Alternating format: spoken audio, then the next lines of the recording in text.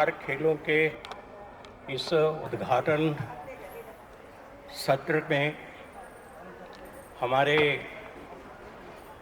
इस कार्यक्रम के अध्यक्ष और रोहतक और उसके पास जो 6 विद्यालय चलते हैं उनके अध्यक्ष डॉक्टर एस.एन. मिश्रा जी, हमारे इस कार्यक्रम के मुख्य अतिथि मान्यवर सुनील जी, मान्यवर विनीत भाटिया जी जिनका परिचय अभी हुआ, हमारे विशेष अतिथि मान्यवर विनय जी, इस क्षेत्र के खेलकूद के संयोजक मान्यवर मलखान सिंह जी, अखिल भारतीय शारीरिक शिक्षा के सह संयोजक मान्यवर ललित जी, इस प्रांत के प्रांत प्रमुख मान्यवर किशोर जी और अन्य प्रांतों के आए हुए सभी प्रांत संयोजक, इन बच्चों की देखभाल करना, इनको सजाने संवारने वाले हमारे संरक्षक आचार्य, इन खेलों का संचालन ठीक से हो सके इसके लिए निर्णायक बंधु एवं बहनों और जिनके कारण ये खेल है, ऐसे प्यारे भैया और बहनों, मैं जब अपनी बात प्रारंभ करता हूँ, विशेषकर खेल कूद की बात प्रारंभ करता हूँ, तो मैं अपने इन प्यारे भैया बहनों का आभार ज़रूर व्यक्त करता हूँ। और वो जो आभार है इसलिए व्यक्त करता हूँ कि विद्या भारती को 2007-08 में इस देश में स्कूल गेम्स की जो सबसे बड़ी अथॉरिटी है, उन्हें हमें अस्थाई मान्यता प्रदान की। लेकिन अगले वर्ष ही उनकी कार्यकारिणी की बैठक हुई। हमने स्थायी मान्यता के लिए एप्लीकेशन भी नहीं दी थी, प्रार्थना पत्र भी नहीं भेजा था। उनकी कार्यकारिणी में ये विषय आया कि विद्या भारती के ये भैया बहन जो खेलने आते हैं, ये अनुशासित होते हैं, इनके अनुशासन का प्रभाव अन्य बच्चों पर भी पड़ेगा, इसलिए इस संगठन को स्थायी मान्यता दे देनी चाहिए। तो आज जो हम इस स्थायी मान्यता के अंतर्गत ये खेल कूद कर रहे हैं, तो उसका श्रेय सब इन बच्चों को जाता है। इसलिए इनका आभार व्यक्त करना अति आवश्यक था, इसलिए मैंने प्रारंभ किया। और 2007 के बाद भी बेस्ट प्ले अवार्ड, इस प्रतियोगिता में पूरे देश से 30 प्रांत भाग लेते हैं, SDFI के साथ रजिस्टर्ड हैं। और जब विद्या भारती को ये पुरस्कार मिला बेस्ट प्ले अवार्ड, तो उस समय तक ये अवार्ड तो शुरू हो गया था, लेकिन वो किसी को नहीं दे पाए। जिस भावना से खेल खेलनी चाहिए वैसे हमारे बच्चे करते हैं। इसलिए विद्या भारती जो अखिल भारतीय शिक्षा संस्थान है, लगभग 25,000 शिक्षण संस्थाएं आप बच्चे सब जानते हैं, जिसमें 13,000 तो ऐसे विद्यालय हैं जैसे विद्यालय में हम बैठे हैं, 12,000 ऐसे एकल विद्यालय भी हैं जिनमें हम कोई शुल्क नहीं लेते हैं, फीस नहीं लेते हैं।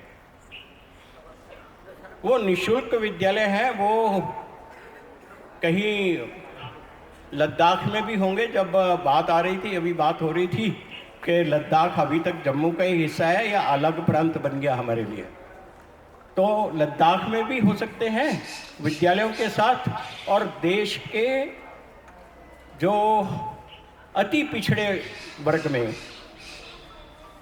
जिनको शिक्षा का अवसर मिलता नहीं, उनको अच्छी शिक्षा मिले, उनका विकास ठीक से हो।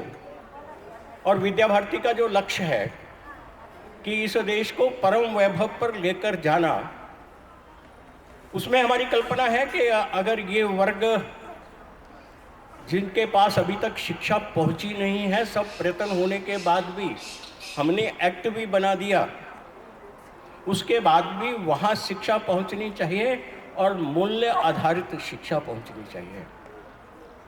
विद्या भारती इस मूल्य आधारित शिक्षा और शिक्षा उसकी संस्कृति से जुड़ी हो, इसलिए ही शिक्षा के क्षेत्र में आई। हम जब अपने लक्ष्य की बात करते हैं तो उस लक्ष्य को पूरा करने के लिए कार्यक्रमों की रचना, आम व्यक्ति भी जब कहता है कि शिक्षा की परिभाषा क्या है, तो हम कहते हैं ऑलराउंड डेवलपमेंट इज एजुकेशन। सर्वांगीण विकास ही शिक्षा का लक्ष्य है। लेकिन ये सर्वांगीण विकास की कल्पना केवल डिग्री लेने से नहीं होती है, ये कल्पना केवल डॉक्टर इंजीनियर बनाने से नहीं होती है। क्यों होती है?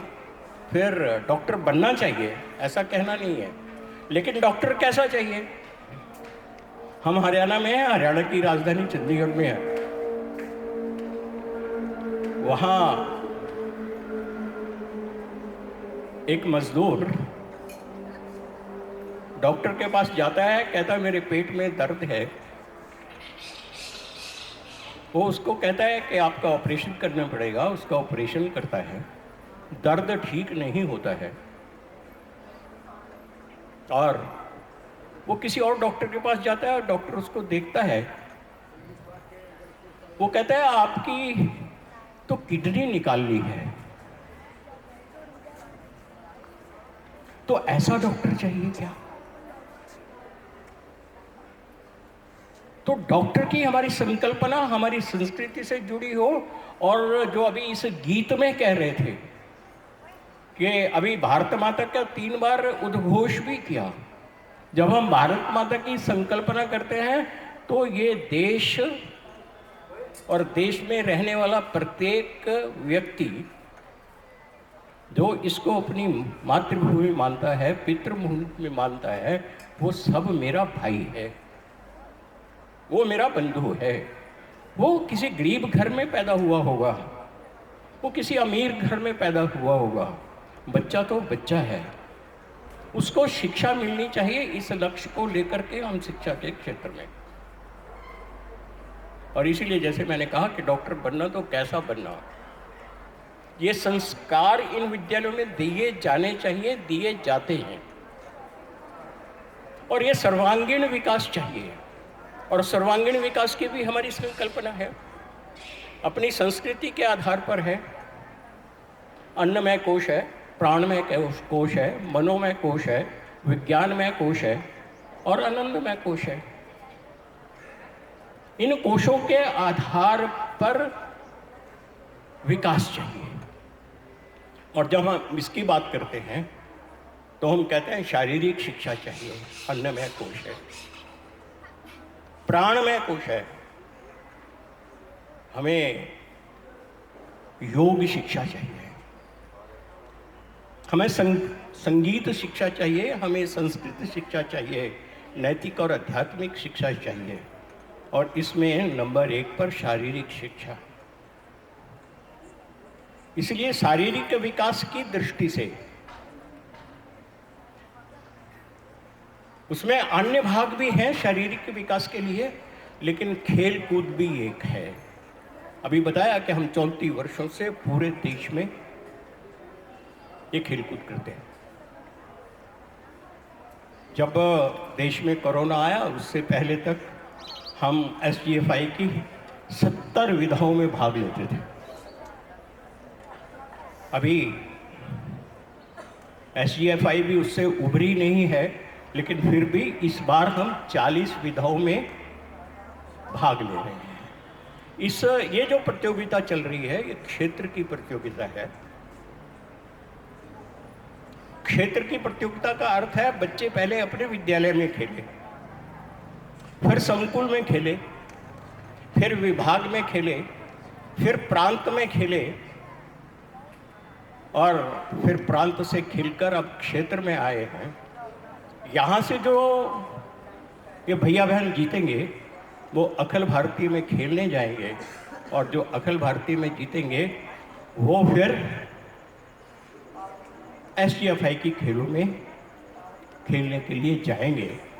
लेकिन हमारे लिए खेल कूद नहीं है। हमारा ये खेल कूद ये 3 दिन का जब हम कहते हैं तो 3 दिन में प्रातः 5 बजे से प्रारंभ होता है।